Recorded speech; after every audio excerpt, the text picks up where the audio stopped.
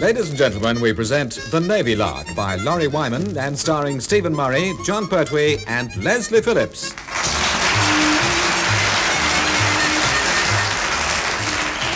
Have you noticed that always, when you have a really important appointment, something or somebody delays you? In Troutbridge, nothing can delay you longer than the Padre, when he wants a bit of a chat. Hello, Padre. Oh, I say, what a shame. Such a lovely picture, and you've broken it. How did you manage to do that? It must be in 1,000 pieces. Over 1,200, actually, Mr. Phillips. It's a jigsaw puzzle. Oh, so it is. What's it supposed to be? If you look on the lid of the box, you'll observe it says London Street Scenes, puzzle number 12. The 12th puzzle, St. Paul's from Ludgate Hill. Oh, so it is. I should have guessed. You should have brought number 11, Soho by Night. I don't think so. No, that was the one they had on display in the shop, and I had to hurriedly avert my gaze. For a member of the cloth, even broken into 1,200 pieces, it would hardly do. Hardly do. No. What about number 7, Bohemian Chelsea? That is the only one in the series they have to sell in a plain wrapper. Cool. I think I'll send for that one. Offhand, I'd say our time might be better employed attempting to complete number 5, feeding the pigeons in Trafalgar Square. The birds depicted therein are at least properly attired. Pity. And, talking of attire, far be it from me to question a fellow officer's sartorial appearance, but whilst I have nothing but admiration for your gentleman's hosiery, do you not think that something has been omitted from your lower extremities? What? I see. Oh, you mean my socks? What's the matter with them? They haven't got any shoes on. Well, actually, Chief Petty Officer Pertwee is having my shoes polished for me by able seaman Johnston. Congratulations. I presume that means you're off out on the town tonight. Well, you know what they say, Padre. All work and no play makes Jolly Jack a dull boy. Quite. And whosoever thought up that particular adage increased the problems of my work beyond all bounds. Excuse me, Mr. Phillips. There you are at last, Chief. Now, what about my shoes? And a very fine piece of hand-stitched leather they was, sir. Was? Hello, Padre. Having a bit of a jigsaw? Chief Petty Officer Pertwee, what about my shoes? Where are they? A good question, sir. Oh, look, Padre. That little bit there. Look, the one shaped like the back of a bus. Look, it fits in up the top there. Chief, that piece is the back of a bus. And frankly, I hardly think the centre of the dome of St. Paul's is a suitable place for the destination board of a number 9. Let us face it, the occupants of that particular edifice should already know where they are going. Yes, quite. Chief, I demand to know what has happened to my shoes. Well, I'm very much afraid there's been a bit of a contratemple. Contrapimple. A temple contra... Fatso's made a right porridge of it. His what? Well, it wasn't his fault, sir. Half a tin of blacking he used, and he couldn't get no shine on them at all. Why not? Wrong shoes, sir. They were your brown suede. Well, even so, he should have been able to get... They were my what? Able Seaman Johnson's apology, sir, and he says, would you care to have a lend of his sea boots? Does he? My compliments to able seaman Johnston, and if I catch him, I'll wrap his Padre sea boots round his Padre neck.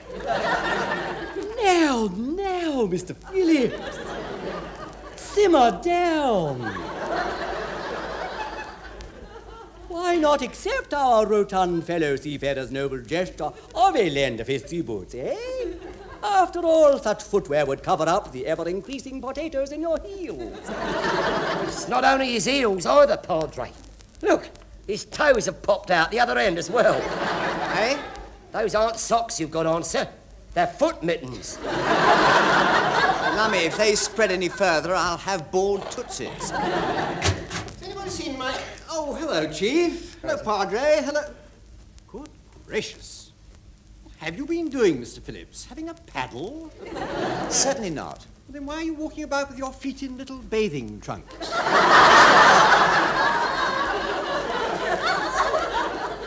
They're not little bathing trunks, Mr. Murray, sir. They're his foot mittens.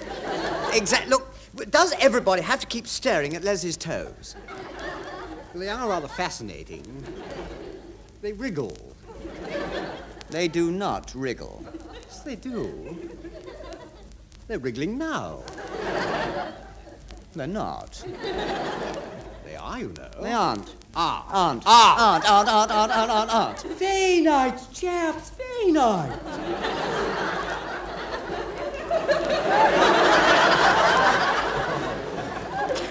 Padre present and all that.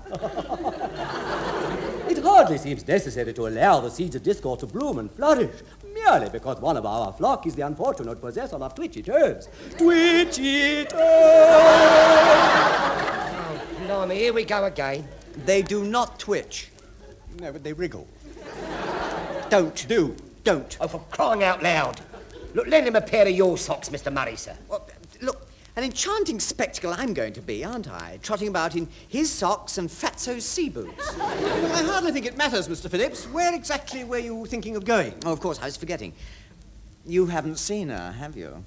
Seen her? Seen who? The new WREN in old Povey's office. Her name is Amanda Martin. She's only temporary, of course. In fact, she's only there for a couple of days, whilst Heather is on leave. But 2 days should be plenty for Leslie to get his feet under the desk. Amazing, isn't it? If there's a new bird about, he knows her vital statistics within an hour. Yes, 38, 22, 36. Wait a minute. I have seen her. She's the one with the great big... Beg your pardon, Padre. So kind. Granted all round. Yeah, thanks very much. Right, well, if you chaps will just excuse me, I've got to dash or I'll miss her. And where are you meeting this good lady, Mr. Phillips? Outside Captain Povey's office, I think. Yes, and if one may make so bold as to ask, where are you taking her, sir? I'm not quite sure. Well, what time are you supposed to be meeting her then? I don't know for certain. Stone me, Mr. Phillips, sir. How the Admiral Hawkins out can you have a date with a nautical bird when you don't know where you're picking her up, what time or where you're going? Well, it's a surprise date. Surprise? Yes, you see, I haven't asked her yet. Splendid. In that case, she won't be disappointed when you don't turn up. No, that is the one. Why shouldn't I turn up? Because you're duty officer. Hey! Hey, have a lovely time, sir. It's a mistake. It must be. I know.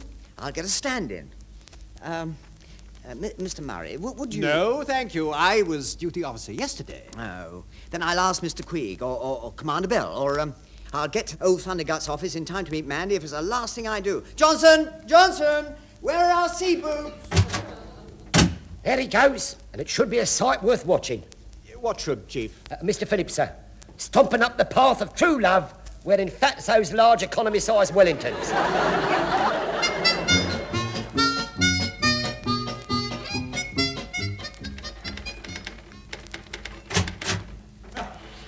Martin, that'll be enough for today. I must be off home. Very well, Captain Povey, sir. I've almost finished. Capital. How have you enjoyed your day working in my office? Well, I felt much safer once I was back here in the outer office, sir. Yes, quite. It was purely an accident, you understand. I dropped my pencil. 14 times in the first 10 minutes? Well, it's a very heavy pencil. Well, I'm going now. Good night, sir. Good night. Peekaboo. I beg your pardon, Mr. Phillips. Lummy. I've peeked the wrong boo. Obviously. If you're waiting for WREN Martin, I happen to know that another officer has arranged to pick her up. What? Who is it? Second Officer Jean McClootie, WREN Martin's divisional commander. Good night, Mr. Phillips. Good night. He's warped. That's what he is. Plain, straightforward, warped. Keep in step there. Come along. Swing those arms, girls. That's better. Division smart, you know. Division halt. stand at ease. No talking now. Coming, ma'am. Fall in the back, Wren Martin. Aye, ma'am. Right. Division, shun. By the right, quick march.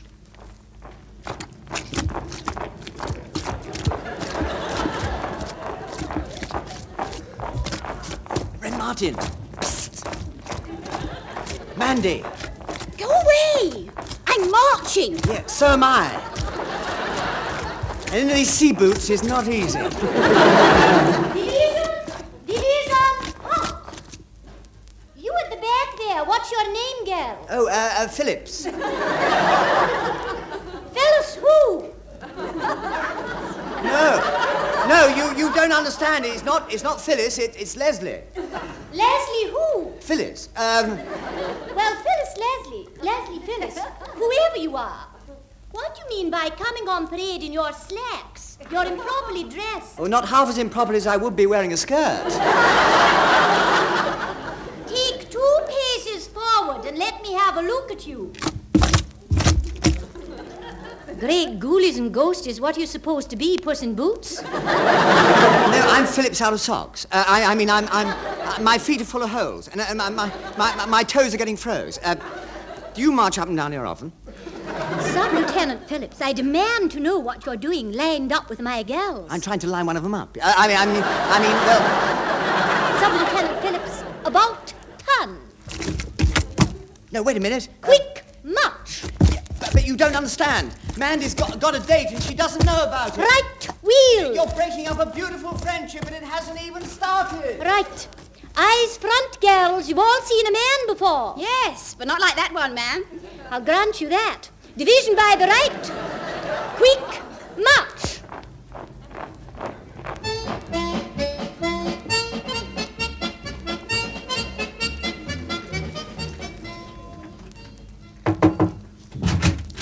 Good morning, Mr. Morrison. A requestman and defaulters ready when you are, sir. Thank you, Chief. I'll take the request men first. There aren't any, sir. At leastways, not now. There was one, but I talked him out of it. Really? How'd you do that? Well, I bunged him on defaulters instead. I see. How many defaulters are there? One, sir. Oh. He never stood a chance, did he? No, sir. And if I have my way, you won't give him one neither. Leading Seaman Goldstein. Halt! For the right, think. Halt! Lift, right, lift, right, lift, right, halt! Oof, track! Leading Seaman Goldstein, sir. Well, that's a bit daft, isn't it? Telling Mr. Murray my name? He knows it. We've already met. Be quiet. Leading Seaman Goldstein is charged with misappropriation of certain appurtenances and impedimenta yesterday evening, sir. Whose appurtenances and impedimenta? Mine, sir. And who's bringing this charge? I am, sir. On what evidence? Me, sir. He really doesn't stand a chance, does he? Well, I hardly know what to say. I do, sir. Guilty. Stopped 10 days' pay. Pertwee's property to be returned. Reitgelschen. Home. Hips. Come here. Now, wait a minute. Quick. Wait a minute. Wait a minute. I haven't had my say yet. Apart from the fact that I wouldn't touch his appurtenances with 20 foot of good Welsh barge pole, I've got an alibi. I was with somebody else all evening yesterday when your break-in and entering set was nicked. Oh, so that's what you lost, Chief. I take it the lead on the roof of the Admiral's office is going to be safe for a bit. Frustrating, that's what it is. And they've just shoved a new lot up there that must be worth every penny. Well, I'm sure I don't know what you're talking about, sir. Well, I know what I'm talking about, my alibi. And that's you, Mr. Murray, sir. I dropped into your cabin around 7 o'clock last night for a bit of a chat about my promotion to petty officer. It must have been well after midnight when I left, you remember? Oh, yes, I remember. Every scintillating hour of it. Yeah, I thought you would. Amazing how time flies when you're enjoying yourself, isn't it? Stone me, that means you're in the clear then. Told you I was. Case dismissed, on caps, about turn, quick march, ta-da. What about Pertwee's appurtenances? If he didn't pinch me bag of breaking in tools, who did? Presumably somebody else who wanted to break in somewhere last night. Yes, but who? And if I get my hands on who, That pedigree new isn't half going to find a who's who, whoever the heck the who is.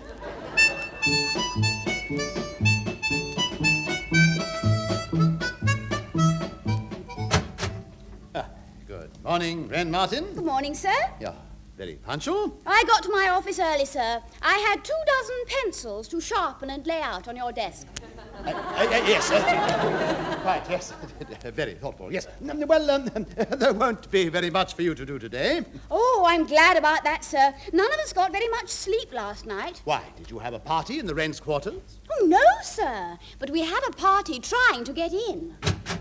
Good morning, Captain Povey. Ah, Second Officer McClootie, good morning. I was just saying... As you well know, Captain, it's my duty to look after the welfare of my girls.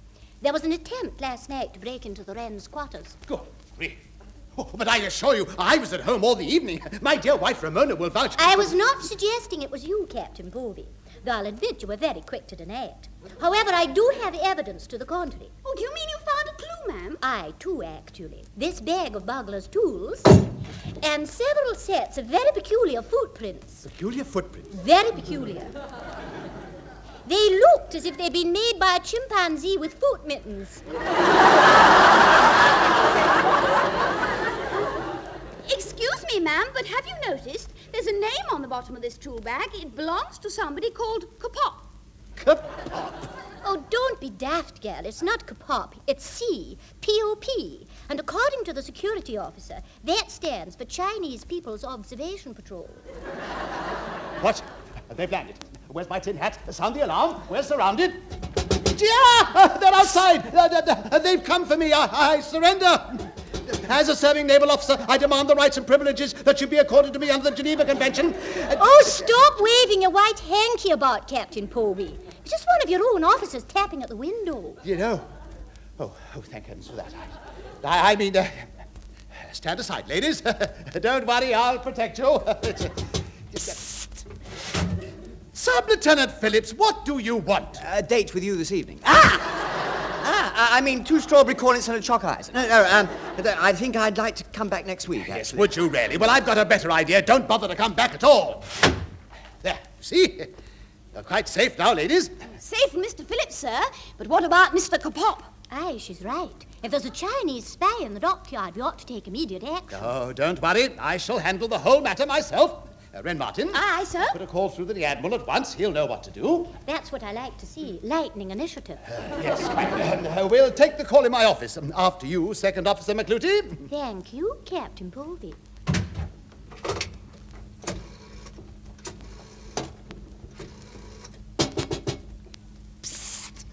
Oh, not again. Mr. Phillips, what do you want now? The same as before. 2 strawberry cornets and a choc... I mean, a date with you this evening. Oh, do go away. I'm getting through to the Admiral. What for? Don't you know there's a super panic on? Somebody tried to break into the Wren's quarters last night. Well, that was me. I was only trying to force open the gate. What? Well, who made all those funny footprints? Oh, that must have been me as well. I had to take my sea boots off, you see, to stop them being things that go gloomp, gloomp in the night. Well, then I suppose this bag of tools is yours as well. Oh, you've got them. Good. Mr. Phillips, do you realize in trying to make a date with me, you've probably alerted the entire security force in Portsmouth Dockyard? Oh. Well, how about this evening? Done. 7 o'clock behind the Naffy. Martin, what the blazes has happened about my call to the Admiral? Oh, it's coming up for you now, sir. Here you are. At last. Hello, sir. Captain Povey here. At last. Late in again as usual, were you, Povey? Now, Povey, what's all this security rubbish they've stirred up all over the dockyard this morning? Did you start it? Well, sir, as far as I can I gather... thought so. Well, blasted well unstarted, can't you? Some young twit of a dockyard rosser's just put me under close arrest. Oh, good grief. Where are you now, sir? In the nick, you clot. I think I want to die. If you don't get me out of here, you will, and horribly. What started the panic, anyway? Well, there's a spy in the dockyard, sir. Huh? A member of the Chinese People's Observation Patrol. We have the evidence. I've got his bag of burglar tools in front of me now. It's marked CPOP. CPO? You bright blue bungling baboon. That's Chief Petty Officer Pertwee. You can find that bag of his on my lead roof anytime. together with 36 cast iron explanations as to how it got there. Last time, he swore a Force 9 gale, whipped it out of his hand while he was shopping.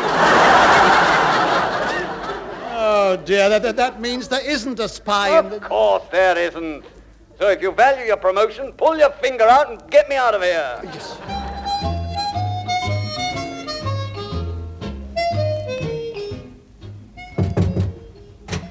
Excuse me, Mr. Moneysoon. Yes, Chief, come in. Thank you, sir. Sorry to trouble you in the wardroom. Good evening, Padre. So kind. Oh, I see you finished your jigsaw puzzle at last, sir. Yeah, very neat and tidy, too. Possibly, possibly. As a matter of fact, I was hoping to get another one. Puzzle number 14. The 14th puzzle. Watching the old ducks in St. James's Park. Couldn't you get it then, Padre? Unfortunately, no.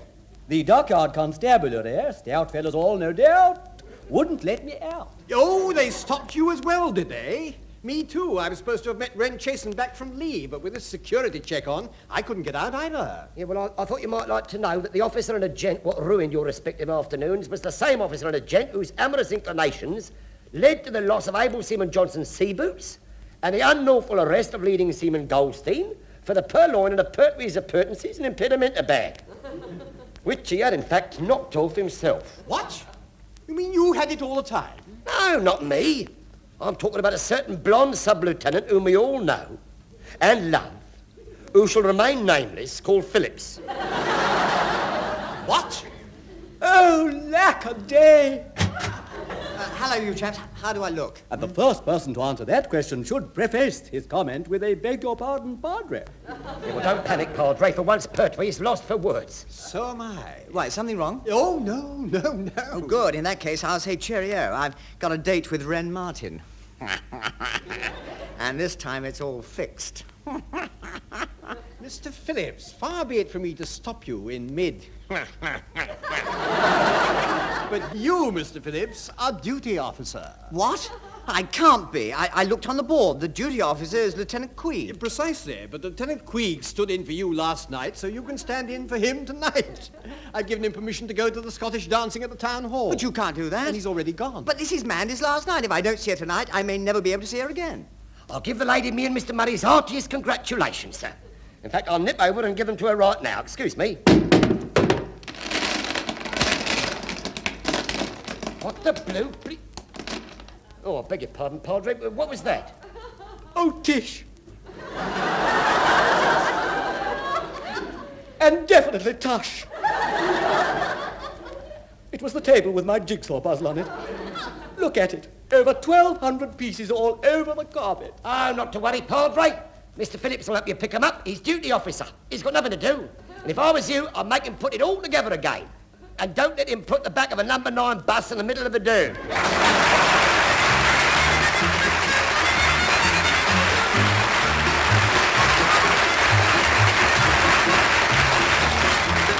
Stephen Murray, Jon Pertwee and Leslie Phillips have been doing a disastricle to the Navy Lark, written by Lawrie Wyman. Stephen Murray was the number 1, Jon Pertwee was the chief petty officer, Leslie Phillips was the sub-lieutenant, Captain Povey was played by Richard Caldicot, second officer McClootie was Heather Chasen, the Padre was Michael Bates, Taffy Goldstein was Tenniel Evans, and Wren Martin was played by Amanda Murray.